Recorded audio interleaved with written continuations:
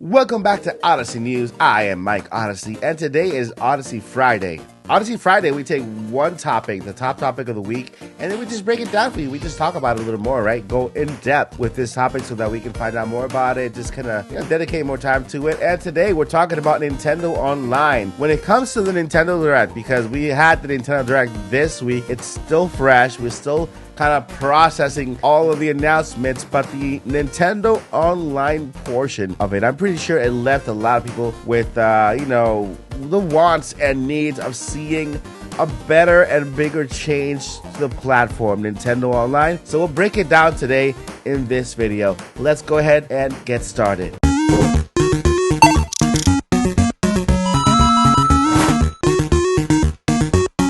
Alright, so before we jump more in depth with Nintendo Online and what we can expect or should expect or want to expect from Nintendo Online, then Nintendo yesterday, they just released 3 more games for Nintendo Online expansion pack, and these games are for the Sega Genesis. So let's go over that today. Nintendo had already confirmed some Nintendo 64 games would be releasing for the upcoming months for Nintendo Switch Online plus expansion pack. However, Nintendo Direct didn't mention anything about their other retro libraries, and that's where we kind of say, what happened there?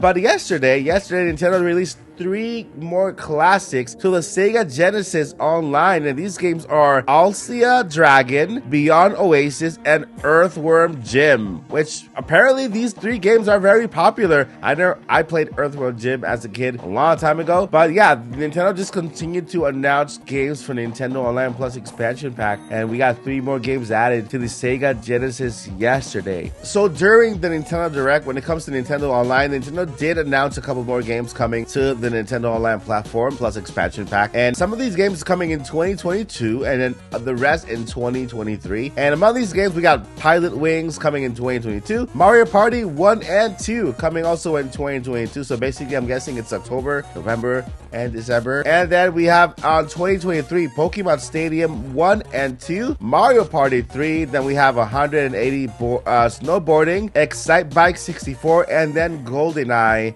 007, which was something that a lot of people were looking forward to, and it was finally announced during the Nintendo Direct, and that was it. That was the entire presentation for Nintendo Online. A lot of us were holding this idea of that Nintendo would announce at least an extra console, 1 or 2 consoles for Nintendo Online, and we were more focusing on the Game Boy. Yes, we had these dreams that Nintendo would add a GameCube to Nintendo Online or something else, but at least we kind of felt secure in our hearts that Nintendo would add the Game Boy games, Game Boy Color, Game Boy Advance, since we did get leaks prior in the year, even dating back to last year, when it comes to adding more consoles to Nintendo Online. And this is how I feel personally about Nintendo Online. I think Nintendo needs to add more value. Yes, we are finally getting games that we want to get on Nintendo 64, right? But I feel like when it comes to consoles, every other company, every other, like say PlayStation and Xbox, are leaping a little bit more ahead when it comes to the generation of consoles. So far, we only have the Nintendo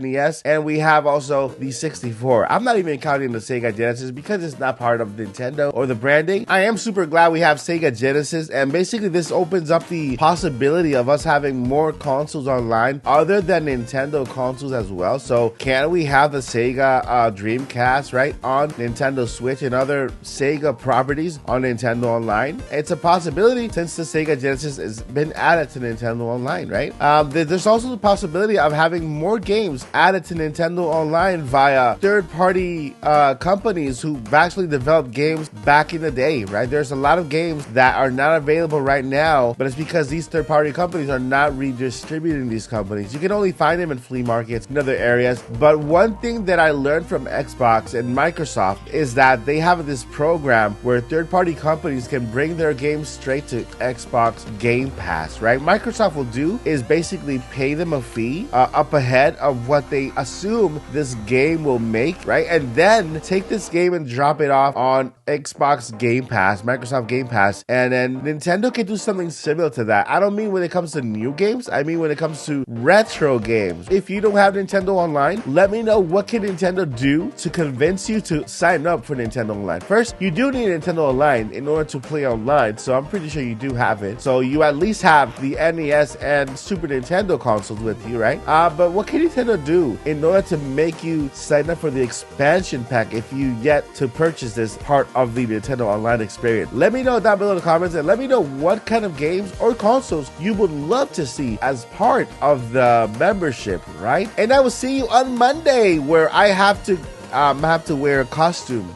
because I